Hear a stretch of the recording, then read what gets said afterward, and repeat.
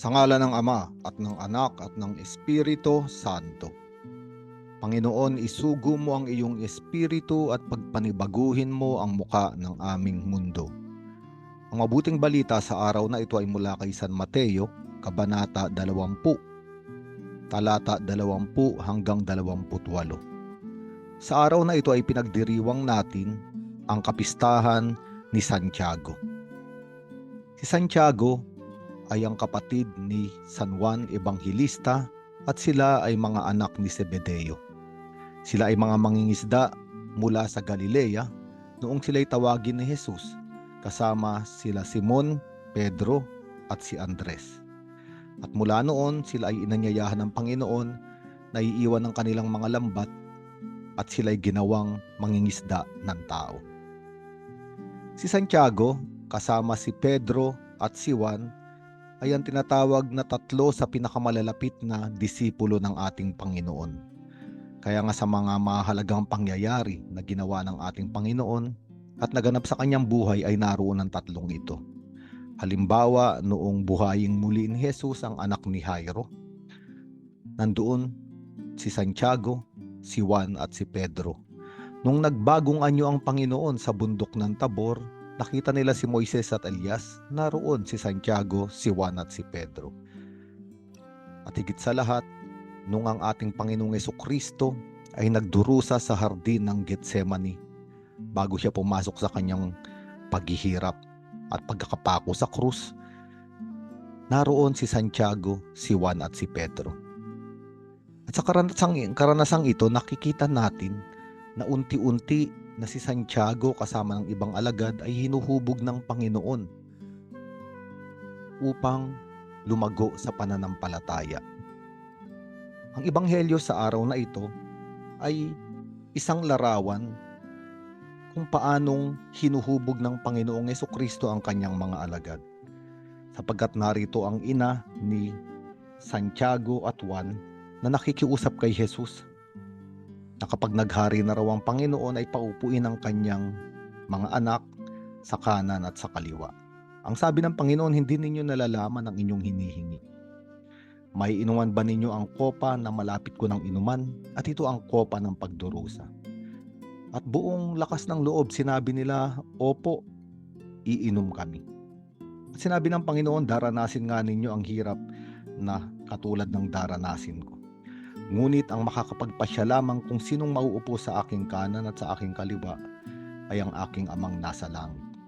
At dahil dito nang marinig ng 10 pang alagad ang ganitong pakiusap ng magkapatid na Juan at Zebedeo, sila ay nagtalo-talo.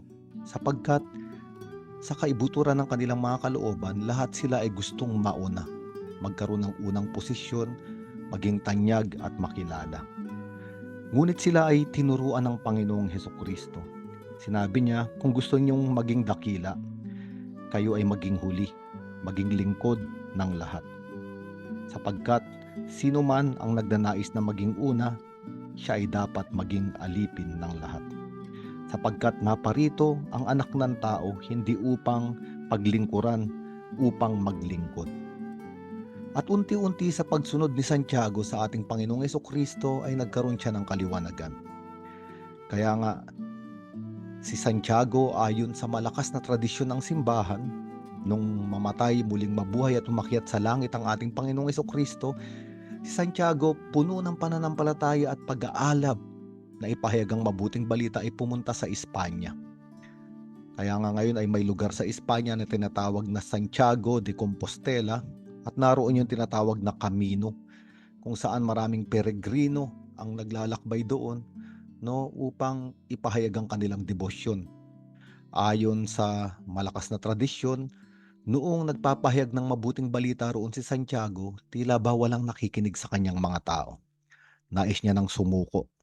Ngunit dumating at nagpakita sa kanya ang Birheng Maria at binigyan siya ng konsolasyon. Kaya nga ayon sa tradisyon, ang lugar na yon, ang Espanya, ay pumasok at tinanggap ang pananampalatayang Kristiyano. At sa gawa ng mga apostol, makikita natin na si Santiago ang unang naging martir sa lahat ng 12 alagad.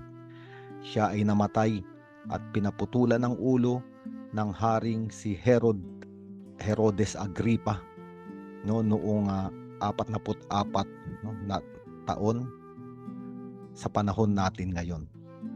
Makikita natin sa buhay ni Santiago kung paano ang isang taong tinawag ng Panginoong Jesucristo ay hindi naman agad perpekto sa pananampalataya.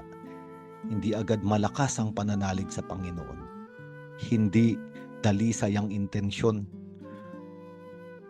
Maraming mga makasariling pagnanasa at pagnanais katulad ni Santiago at ng ibang alagad. Ngunit kung makikita natin ang ating mga sarili na may ganito tayong katangian, kaugalian, pag-iisip o pagnanasa, hindi natin kailangang maiskandalo. Hindi natin kailangang itakwil at parusahan ang ating sarili. Sapagkat tayong lahat ay tinatawag ng Panginoong Jesucristo na maging alagad. Mula sa maliit na pananampalataya ay papalakihin niya. Mula sa mahinang pananalig ay papalakasin niya. Kaya nga si Santiago, sa huling kabanata ng kanyang buhay sa daigdig na ito, natagpuan niya ang kaganapan ng pananampalataya at noon naghahangad siyang maging tanyag at mauna, ilagay sa mataas na posisyon. Ngunit dahil nakatagpo niya ang ating Panginoong Jesucristo, inuyuko niya ang kanyang ulo. At ito ay pinutol dahil sa kanyang pagtestigo sa pananampalataya niya sa Panginoon. Naunawaan ni Santiago na ang totoong kaluwalhatian ay hindi ang pumunta sa unang lugar at kilalanin ang daigdig na ito. Ang totoong kaluwalhatian ay pumasok sa pagdurusa, inumin ang kopa ng pagtitiis, pumasok sa krus, ibigay ang buhay para sa Panginoon at sa kapwa, mamatay sa sarili at makaranas ng muling pagkabuhay. Sa ngalan ng Ama at ng Anak at ng Espiritu Santo.